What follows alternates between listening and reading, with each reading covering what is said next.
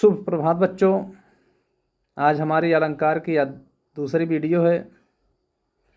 यदि हमारी पहली क्लास आपको समझ में आई हो तो हमारे YouTube चैनल को सब्सक्राइब, लाइक, कमेंट करना ना भूलें। बच्चों, शुरू करते हैं अलंकार की दूसरी वीडियो में। जो अर्थालंकार में आने वाले उपमा और उत्प्रेक्षा अलंकार को इस वीडियो में शामिल किया गया है। बच्चों, शुरू करते हैं उपमा अलंकार। उपमा अलंकार दो शब्दों उपधन मा से मिलकर बना है, जिसका अर्थ देखेंगे आप। उप का अर्थ होता है समीप तथा मा का अर्थ होता है मापना या तुलना करना। अतः उपमा का अर्थ है दो वस्तुओं या व्यक्तियों को समीप में रखकर तुलना करना। आपको परिभाषा यहाँ दी गई है।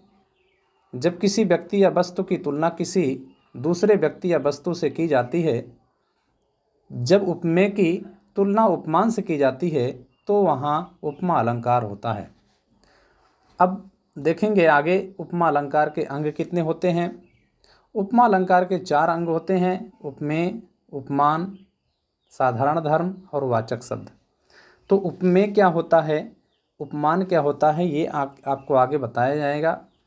उपमेय देखिए बच्चों, जिसकी उपमा दी जाए अर्थात जिसकी तुलना की जाए। यहाँ जिसकी तुलना की जाए या जिसकी उपमा दी जाए उसे ही उपमेय कहते हैं।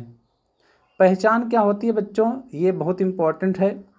ज़्यादातर पास की वस्तुएं उपमेय होती हैं। जो हमारे पास में होती हैं उसी को हम कह सकते हैं कि ये उपमेय है। ज़्यादातर बच्चों ये शरीर से संबंधित होते हैं। इसमें काल्पनिक गुण होता है। बच्चों देखेंगे उपमान दूसरा वाला, जिससे उपमा दी जाए अर्थात जिससे तुलना की जाए उसे उपमान कहते हैं। अब जिससे, उसमें उपमेय में था जिसकी तुलना की जाए, लेकिन इसमें उपमान में है जिससे उपमा दी जाए या जिससे तुलना की जाए। तो यहाँ आपको बहुत सूक्ष्म अंतर दिखाई दे रहा है। लेकिन यहाँ उपमान की जो पहचान है, ज़्यादातर दूर की वस्तुएं उपमान होती हैं। ये प्रकृति से संबंधित होते हैं, जैसे पेड़ पौधे, पहाड़, नदियाँ। इसमें वास्तविक गुण होता है। अब देखेंगे बच्चों साधारण धर्म। दो व्यक्तियों या वस्तुओं के बीच की समानता दिखाने के लिए जिस गुण या धर्म की सहायता ली जाती है उसे साधारण धर्म कहते हैं। अगला हम लोग नेक्स्ट पेज पर चलेंगे। यहाँ उपमा अलंकार की जो ट्रिक है, जो वाचक शब्द हैं, हम लोग उसको देखते हैं। तो वाचक शब्द क्या क्या आते हैं, क्या क्या इसकी पहचान होती है, कैसे हम इसको में पहचान सकते हैं कि उस वाक्य में, उस अलंकार के उस वाक्य में ये चीज़ें आएंगी तो उपमा अलंकार होगा। तो सा, सी, से, सरिस, सदृश, सम, तुल्य, जिमि, नाई, के समान आदि। नाई यहाँ देखिए है वो वाला नाई नहीं है बच्चों जो बाल काटते हैं। नाई का मतलब होता है जैसे किसी के समान, जैसे राम के समान, श्याम के समान, कृष्ण के समान या किसी और के समान। तो नाई का मतलब होता है के समान। बच्चों है ट्रिक यहाँ देखिए है, जिस वाक्य में उपर्युक्त वाचक शब्द आए वहाँ उपमा अलंकार होता है। इसके कहने का मतलब ये है बच्चों कि अगर ये जो ऊपर वाचक शब्द लिखे गए हैं ये अगर किसी शब्द में आता है तो वहाँ उपमा अलंकार हम लोग लिखेंगे। प्रमुख उदाहरण है पीपर पात सरिस मन डोला। देखिए ऊपर सरिस में अंडरलाइन किया गया, जिसमें भी अंडरलाइन किया गया बच्चों वही जो है उसका वाचक शब्द है, वही उसका पहचान है, उसी उसकी ट्रिक है कि यह कौन सा अलंकार है। तो यह हम लोग अलंकार पढ़ रहे हैं उपमा अलंकार, तो उपमा अलंकार ही होगा। मखमल के झूले पड़े हाथी सा टीला, दूसरा वाला था। तीसरा वाला हरिपद कोमल कमल से, हाय फूल सी कोमल बच्ची, हुई राख की थी ढेरी, चौथा वाला था। पाँचवा वाला यह देखिए अरविंद से, शिशु वृंद कैसे सो रहे, छठवां वाला है दीप सा मन जल चुका है, सतवां वाला सागर सा गंभीर हृदय हो, गिर सा ऊंचा हो जिसका मन, आठवां है मोम सा तन खुल चुका है। 9वां है खिली हुई हवा आई फिरकी सी आई चली गई। ये सब जो उदाहरण है ये इम्पोर्टेंट उदाहरण है। और मोस्ट इम्पॉर्टेंट उदाहरण में देखेंगे तो 10वां से स्टार्ट है। साहस बाहु सम सो रिपु मोरा, अधनु ही सम त्रिपुरार उधन विदित सकल संसार। 12वां है कोटि कुलिस सम बचन तुम्हारा। और फिर 13वां वाला है बढ़त देख जल सम बचन बोले रघुकुल भानु।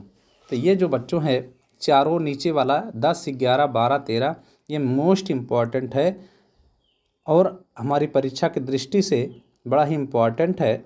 अब हम लोग चलते हैं उत्प्रेक्षा अलंकार पर। उत्प्रेक्षा अलंकार बच्चों होता क्या है इसके बारे में जानते हैं। जहाँ उपमेय के ना होने पर उपमेय को ही उपमान मान लिया जाए, अर्थात जहाँ उपमेय में उपमान की संभावना प्रकट की जाए वहाँ उत्प्रेक्षा अलंकार होता है। तो इसकी जो ट्रिक है बच्चों उत्प्रेक्षा अलंकार की, जनु जानो जनहु मनु मानो मनहु, मानहु जान पड़ता है निश्चय ही ज्यों और जैसे। ये है हमारी ट्रिक है। और अगर कोई वाचक ये इसको वाचक शब्द भी कहते हैं। अगर कोई वाचक ये शब्द अगर वाचक शब्द कहीं अगर किसी पंक्ति में दिखाई देता है तो वहाँ उत्प्रेक्षा अलंकार हम लोग लगा देंगे, लिख देंगे। तो यदि इनमें से कोई भी वाचक शब्द दी गई पंक्तियों में पाया जाए तो वहाँ उत्प्रेक्षा अलंकार होगा। तो आपको वही बताया गया कि अगर ये वाचक शब्द जो है किसी पंक्ति में दी गई मिलती है तो वहाँ पर हम लोग उत्प्रेक्षा अलंकार लगा देंगे। और ज़्यादातर तो जनु जानो जनो मनु मानो मनहु ये ज्यों जैसे यही आता है। तो हम लोग आगे देखेंगे सोहत ओढ़े पीतपट। ये प्रमुख उदाहरण में आप देखेंगे पहला वाला बहुत इम्पोर्टेंट है। सोहत ओढ़े पीतपट श्याम सलोने गात, मनहु नील मन शैल पर आत प्रभात। इसमें मनहु देखिए लगाया गया, जिस पर अंडरलाइन किया गया बच्चों हमने अंडरलाइन लगा कर रखा है। जो अंडरलाइन है वो आपकी पहचान को बता रहा है कि ये उत्प्रेक्षा अलंकार की पहचान है, ये उसकी ट्रिक है। दूसरा वाला है सखिन सहित हर्षी यति रानी, सुखत धानु परा जनु पानी। यहाँ देखिए जनु है। तीसरा वाला देखेंगे ले चला साथ में तुझे कनक ज्यों भिक्षुक लेकर स्वर्ण झनक। चौथा है उस काल मारे क्रोध के तन कांपने उसका लगा, मानो हवा के जोर से सोता हुआ सागर जगा। तो यहाँ मानो लगा हुआ देखिए इसमें। पांचवा वाला है मेरा मन अनंत कहाँ सुख पावे, जैसे उड़ी जहाज को पंछी फिर जहाज पर आवे। तो इसमें जैसे लगा हुआ है।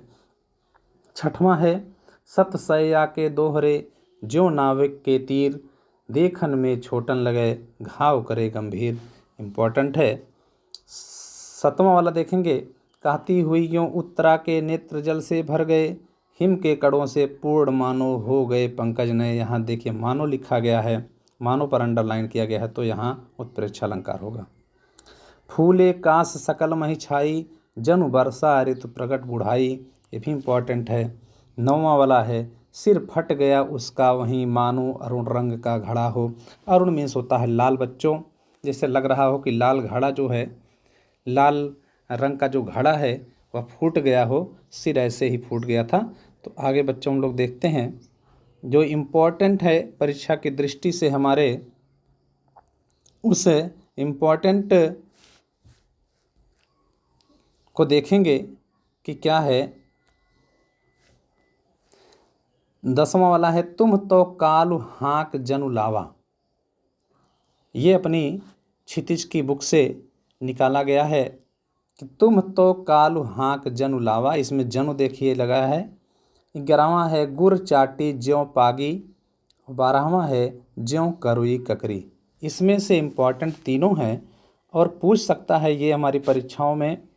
और इस परीक्षाओं की दृष्टि से ये तीनों बहुत ही इम्पॉर्टेंट हैं। पढ़ करके जाइएगा और अच्छे नंबर गेन करिएगा। तो